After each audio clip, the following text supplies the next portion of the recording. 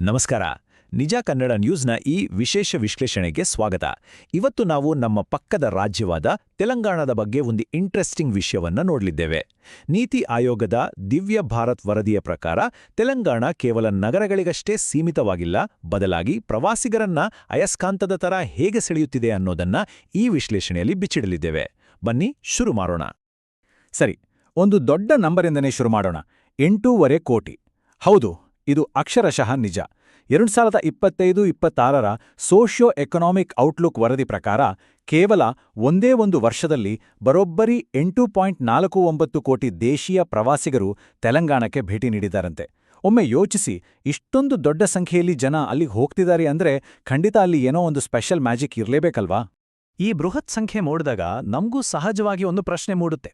ಅದೇನಪ್ಪಾ ಅಂದ್ರೆ, ಇಷ್ಟೊಂದು ಜನರನ್ನ ತೆಲಂಗಾಣದತ್ತ ಸೆಳೆಯುತ್ತಿರುವ ಆ ಶಕ್ತಿ ಆದ್ರೂ ಯಾವುದು? ಇತಿಹಾಸಕಾರಿರ್ಬೋದು, ಪ್ರಕೃತಿ ಪ್ರಿಯರಿರ್ಬೋದು, ಸಾಹಸಕ್ಕೆ ಹಾತೊರೆಯುವರಿರ್ಬೋದು ಅಥವಾ ಭಕ್ತಾದಿಗಳಿರ್ಬೋದು, ಎಲ್ಲರಿಗೂ ಅಲ್ಲಿ ಅಂಥದ್ದೇನು ಸಿಗ್ತಿದೆ? ಈ ಕುತೂಹಲಕ್ಕೆ ಉತ್ತರ ಕಂಡುಕೊಳ್ಳೋದು ಬಹಳ ಮುಖ್ಯ. ಈ ಪ್ರಶ್ನೆಗಳಿಗೆ ಉತ್ತರ ಹುಡುಕಲು ಇಂದಿನ ನಮ್ಮ ವಿಶ್ಲೇಷಣೆಯನ್ನು 5 ಪ್ರಮುಖ ವಿಭಾಗಗಳಾಗಿ ವಿಂಗಡಿಸಿದ್ದೇವೆ. ಪ್ರವಾಸೋದ್ಯಮದ ಒಳನೋಟ, ಪ್ರಕೃತಿ ಮತ್ತು ವನ್ಯಜೀವಿ, ಸಾಹಸ ಕ್ರೀಡೆಗಳು, ಪರಂಪರೆ ಮತ್ತು ಪುಣ್ಯಕ್ಷೇತ್ರಗಳು, ಹಾಗೆಯೇ ಕೊನೆಯದಾಗಿ ಸಂಸ್ಕೃತಿ ಮತ್ತು ಆಹಾರ. ಮೊದಲನೇ ವಿಭಾಗ, ತೆಲಂಗಾಣ ಪ್ರವಾಸೋದ್ಯಮದ ಒಳನೋಟ.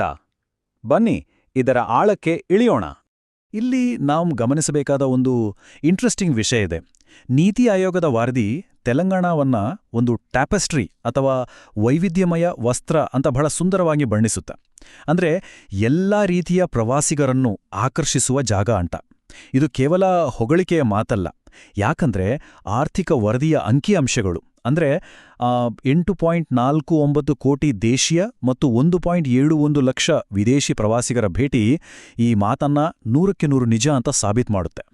ಇನ್ನು ಈ ಇಡೀ ಪ್ರವಾಸೋದ್ಯಮದ ಕೇಂದ್ರಬಿಂದು ನಾವೆಲ್ಲ ಅನ್ಕೊಳ್ಳೋ ಹಾಗೆ ರಾಜಧಾನಿ ಹೈದರಾಬಾದ್. ಒಂದು ಕಡೆ ಪ್ರಾಚೀನ ಪರಂಪರೆ, ಇನ್ನೊಂದು ಕಡೆ ಫಾಸ್ಟ್ ಫಾರ್ವರ್ಡ್ ಆಗಿರೋ ಮಾಡರ್ನ್ ಸಿಟಿ ಲೈಫ್. ಇವೆರಡರ ಅದ್ಭುತ ಬ್ಲೆಂಡ್ ಇಲ್ಲಿದೆ. ಆದರೆ ವರದಿಗಳು ಸ್ಪಷ್ಟವಾಗಿ ಹೇಳುವಂತೆ ತೆಲಂಗಾಣದ ಅಸಲಿ ಸೌಂದರ್ಯ ಹೈದರಾಬಾದ್ನ ಗಡಿಗಳಿಂದ ಆಚೆಗೂ, ಅಂದ್ರೆ ರಾಜ್ಯದ ಮೂಲೆ ಮೂಲೆಗಳಿಗೂ ವಿಸ್ತರಿಸಿದೆ. ನಮ್ಮ ಎರಡನೇ ವಿಭಾಗ, ಪ್ರಕೃತಿ ಮತ್ತು ವನ್ಯಜೀವಿ ಸಂಪತ್ತು. ಹೈದರಾಬಾದಿನಿಂದ ಸ್ವಲ್ಪ ಹೊರಬಂದ್ರೆ ನಮಗೆ ಕಾಣುವ ನಿಸರ್ಗದ ಬಗ್ಗೆ ನೋಡೋಣ. ವರದಿಗಳ ಪ್ರಕಾರ ಈ ನೈಸರ್ಗಿಕ ಅದ್ಭುತಗಳನ್ನ ಎಕ್ಸ್ಪ್ಲೋರ್ ಮಾಡಲು ಬೆಸ್ಟ್ ಟೈಮ್ ಅಂದ್ರೆ ಅಕ್ಟೋಬರ್ನಿಂದ ಏಪ್ರಿಲ್ ನಡುವಿನ ಸಮಯ. ಯಾಕೆ ಗೊತ್ತಾ? ಈ ಟೈಮಲ್ಲಿ ವಾತಾವರಣ ತುಂಬಾನೇ ಹಿತವಾಗಿರುತ್ತೆ.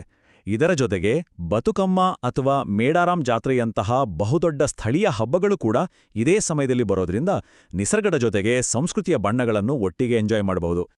ಈ ರಾಜ್ಯದ ಲ್ಯಾಂಡ್ಸ್ಕೇಪ್ ಎಷ್ಟೊಂದು ಡೈವರ್ಸ್ ಆಗಿದೆ ಅಂದ್ರೆ, ವಾರಂಗಲ್ನ ಪ್ರಶಾಂತವಾದ ಪಾಖಾಲ್ ಕೆರೆ, ಮುಲುಗುವಿನ ಲಖ್ನಾವರಂ ಮತ್ತು ಭೋಗತ ಜಲಪಾತ, ಆದಿಲಾಬಾದ್ನ ಆರ್ಭಟಿಸುವ ಕುಂತಾಲ ಜಲಪಾತದಿಂದ ಹಿಡಿದು ವಿಕಾರಾಬಾದ್ನ ಹಚ್ಚ ಹಸಿರಿನ ಅನಂತಗಿರಿ ಬೆಟ್ಟಗಳವರೆಗೂ ಪ್ರಕೃತಿಯ ನಾನಾ ರೂಪಗಳನ್ನು ನಾವಿಲ್ಲಿ ನೋಡ್ಬೋದು. ಪೀಸ್ಫುಲ್ ವೀಕೆಂಡ್ ಕಳೆಯೋಕೆ ಇವೆಲ್ಲ ಹೇಳಿ ಮಾಡಿಸಿದ ಜಾಗಗಳು. ಅಷ್ಟೇ ಅಲ್ಲ, ನೀವು ವೈಲ್ಡ್ ಲೈಫ್ ಇಷ್ಟಪಡುವವರಾಗಿದ್ರೆ ನಿಮ್ಗೂ ಇಲ್ಲಿ ಸಿಕ್ಕಾಪಟ್ಟೆ ಆಪ್ಷನ್ಸ್ ಇವೆ. ಸಿಟಿಯ ಜಂಜಾಟದಿಂದ ರಿಲ್ಯಾಕ್ಸ್ ಆಗಬೇಕು ಅನ್ನೋರ್ಗೆ ಹತ್ರದಲ್ಲೇ ಮೃಗವನಿ ರಾಷ್ಟ್ರೀಯ ಉದ್ಯಾನವನವಿದೆ. ಇನ್ನು ದಟ್ಟವಾದ ಕಾಡಿನ ಅನುಭವ ಬೇಕು ಅನ್ನೋರ್ಗೆ ಕವಾಲ್ ಟೈಗರ್ ರಿಸರ್ವ್, ಪೋಚಾರಂ, ಏಟೂರ್ನಾಗರಂ ಮತ್ತೆ ಕಿನ್ನೇರಸಾನಿ ವನ್ಯಜೀವಿ ಧಾಮಗಳು ಕಾಯ್ತಿವೆ. ಮುಂದಿನ ವಿಭಾಗ, ಸಾಹಸ ಕ್ರೀಡೆಗಳ ರೋಮಾಂಚನ. ಕೇವಲ ಪ್ರಕೃತಿ ಸೌಂದರ್ಯ ಅಷ್ಟೇ ಅಲ್ಲ, ಅಡ್ವೆಂಚರ್ ಪ್ರಿಯರಿಗೆ ಇಲ್ಲಿ ಏನೇನಿದೆ ಅಂತ ನೋಡೋಣ. ಇಲ್ಲೊಂದು ಇಂಟ್ರೆಸ್ಟಿಂಗ್ ಕಾಂಟ್ರಾಸ್ಟ್ ಇದೆ, ಗಮನಿಸಿ.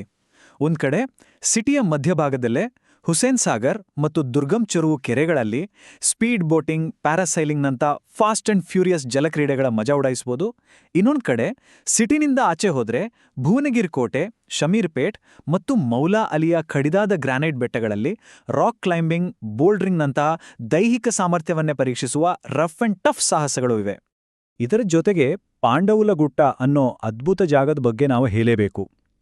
ಟ್ರೆಕ್ಕಿಂಗ್ ಮಾಡ್ತಾ ಮಾಡ್ತಾ ಪ್ರಾಗೈತಿಹಾಸಿಕ ಕಾಲದ ಬಂಡೆಗಲ್ಲುಗಳ ಮೇಲಿರೋ ಕಲಾಕೃತಿಗಳನ್ನ ಹುಡುಕೋದಿದೆಯಲ್ಲ, ಅದು ನಿಜಕ್ಕೂ ಒಂಥರ ಟೈಮ್ ಟ್ರಾವೆಲ್ ಮಾಡದ ಅನುಭವ ಕೊಡುತ್ತೆ. ಅಡ್ವೆಂಚರ್ ಜೊತೆಗೆ ಪ್ರಾಚೀನ ಇತಿಹಾಸದ ರಹಸ್ಯ ಭೇದಿಸುವ ಈ ಕಾಂಬಿನೇಷನ್ ಬಹಳ ವಿಶಿಷ್ಟವಾದದ್ದು. ನಮ್ಮ 4ನೇ ವಿಭಾಗ, ಪರಂಪರೆ ಮತ್ತು ಪುಣ್ಯಕ್ಷೇತ್ರಗಳು. ತೆಲಂಗಾಣದ ಐತಿಹಾಸಿಕ ಮತ್ತು ಆಧ್ಯಾತ್ಮಿಕ ಬೇರುಗಳನ್ನ ಈಗ ಅನ್ವೇಷಿಸೋಣ. ನೀತಿ ಆಯೋಗದ ವರದಿಯಲ್ಲಿರೋ ಈ ಒಂದು ಸಾಲು ನೋಡಿ, ಇದು ಇಲ್ಲಿನ ವಾಸ್ತುಶಿಲ್ಪದ ವೈಭವವನ್ನ ಎಕ್ಸಾಕ್ಟಾಗಿ ವರ್ಣಿಸುತ್ತೆ. ಕೋಟೆಗಳ ಹಿಂದಿರೋ ಪದರವಾದ ಇತಿಹಾಸ, ಅತೀವ ಸೂಕ್ಷ್ಮತೆಯಿಂದ ಕೆತ್ತಲಾದ 1000 ಕಂಬಗಳ ದೇವಾಲಯ, ಹಾಗೆ ಯುನೆಸ್ಕೋದಿಂದ ಜಾಗತಿಕ ಮಾನ್ಯತೆ ಪಡೆದ ರಾಮಪ್ಪ ದೇವಾಲಯಗಳು ಪ್ರಪಂಚದಾದ್ಯಂತ ಇತಿಹಾಸಕಾರರನ್ನ ಹೇಗೆ ಆಕರ್ಷಿಸುತ್ತಿವೆ ಅನ್ನೋದನ್ನ ಈ ವರದಿ ಸ್ಪಷ್ಟವಾಗಿ ಹೈಲೈಟ್ ಮಾಡುತ್ತೆ. ಇಡೀ ರಾಜ್ಯದ ಉದ್ದಗಲಕ್ಕೂ ಬೇರೆ ಬೇರೆ ರಾಜಮನೆತನಗಳ ಕಾಲದ ಭವ್ಯ ಸ್ಮಾರಕಗಳು ನಮಗೆ ಸಿಗ್ತವೆ.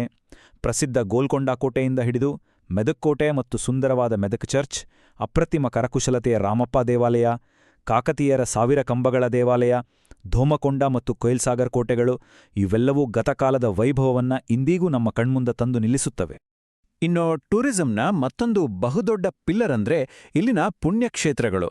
ನೆಮ್ಮದಿ ಅರಸಿ ಬರುವ ಲಕ್ಷಾಂತರ ಭಕ್ತರಿಗಾಗಿ ಇಲ್ಲಿ ಭಕ್ತಿಭಾವ ಮೂಡಿಸುವ ಅನೇಕ ಕ್ಷೇತ್ರಗಳಿವೆ. ಕೀಸರಗುಟ್ಟ, ಭದ್ರಾಚಲಂನ ಸೀತಾರಾಮಚಂದ್ರ ಸ್ವಾಮಿ ದೇವಾಲಯ, ಹೊಸ ರೂಪದಲ್ಲಿ ಕಂಗೊಳಿಸುತ್ತಿರುವ ಯಾದಗಿರಿಗುಟ್ಟ, ಬಾಸರಡ ಜ್ಞಾನ ಸರಸ್ವತಿ, ಕೊಂಡಗಟ್ಟು ಆಂಜನೇಯ ಸ್ವಾಮಿ, ಹಾಗೆ ಕೊಲ್ಲನುಪಾಕದ ಜೈನ ದೇವಾಲಯ ಇವೆಲ್ಲವೂ ಆಧ್ಯಾತ್ಮಿಕ ಪ್ರವಾಸಿಗರ ನೆಚ್ಚಿನ ತಾಣಗಳು.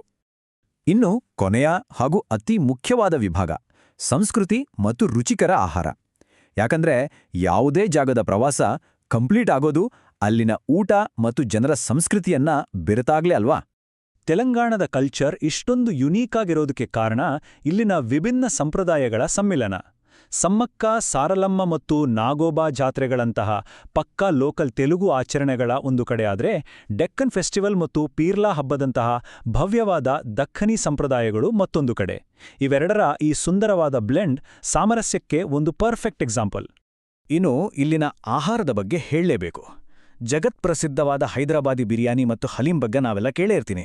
ಆದರೆ ಇದರ ಜೊತೆಗೆ ಸಾಂಪ್ರದಾಯಿಕ ತಿನಿಸುಗಳಾದ ಸರ್ವಪಿಂಡಿ, ಜೊನ್ನ ರೊಟ್ಟೆ, ಘಾಟಾದ ಕೋಡಿ ಕೂರ ಅಂದರೆ ಚಿಕನ್ ಕರಿ, ಪಚ್ಚಿ ಪುಲುಸು ಮತ್ತು ಸಿಹಿ ಪ್ರಿಯರಿಗಾಗಿ ಕುಬಾನಿ ಕಾಮೀಟಾ, ಡಬಲ್ ಕಾಮೀಟಾ ಜಸ್ಟ್ ಹೆಸರು ಕೇಳಿದ್ರೇ ಬಾಯಲ್ಲಿ ನೀರೂರ್ತಾ ಇಲ್ವಾ? ಆಹಾರ ಪ್ರಿಯರಿಗಂತೂ ಇದೊಂದು ಸ್ವರ್ಗನೇ ಸರಿ. ಪ್ರಕೃತಿಯ ಪ್ರಶಾಂತತೆ, 100 ವರ್ಷಗಳ ಹಿಂದಿನ ಇತಿಹಾಸ ಹೇಳೋ ಕೋಟೆ ದೇವಾಲಯಗಳು, ಮೈ ಜುಮ್ಮೆನಿಸುವ ಸಾಹಸ, ನೆಮ್ಮದಿ ನೀಡುವ ಪುಣ್ಯಕ್ಷೇತ್ರಗಳು, ಜೊತೆಗೆ ಹೊಟ್ಟೆ ತುಂಬಿಸುವ ರುಚಿಯಾದ ಆಹಾರ ಇವೆಲ್ಲವೂ ಹೆಣೆದುಕೊಂಡಿರುವ ಈ ತೆಲಂಗಾಣದ ಚಿತ್ರಣವನ್ನೋಡಿದಾಗ ಈ ಪ್ರವಾಸದಲ್ಲಿ ಮೊದಲ ಹೆಜ್ಜೆಯನ್ನ ಎಲ್ಲಿಂದ ಶುರು ಮಾಡಬೇಕು ಅನ್ನೋ ಕುತೂಹಲ ಖಂಡಿತ ಮೂಡುತ್ತೆ. ನಿಜ, ಕನ್ನಡ ನ್ಯೂಸ್ನ ಈ ವಿಶೇಷ ವಿಶ್ಲೇಷಣೆ ತೆಲಂಗಾಣದ ಬಹುಮುಖಿ ಪ್ರವಾಸೋದ್ಯಮದ ಸ್ಪಷ್ಟ ಚಿತ್ರಣವನ್ನು ನಿಮಗೆ ನೀಡಿದೆ ಅಂತ ಭಾವಿಸ್ತೇವೆ. ಇಂಥದ್ದೇ ಮತ್ತೊಂದು ಜ್ಞಾನವರ್ಧಕ ವಿಶ್ಲೇಷಣೆಯೊಂದಿಗೆ ಮತ್ತೆ ಭೇಟಿಯಾಗೋಣ.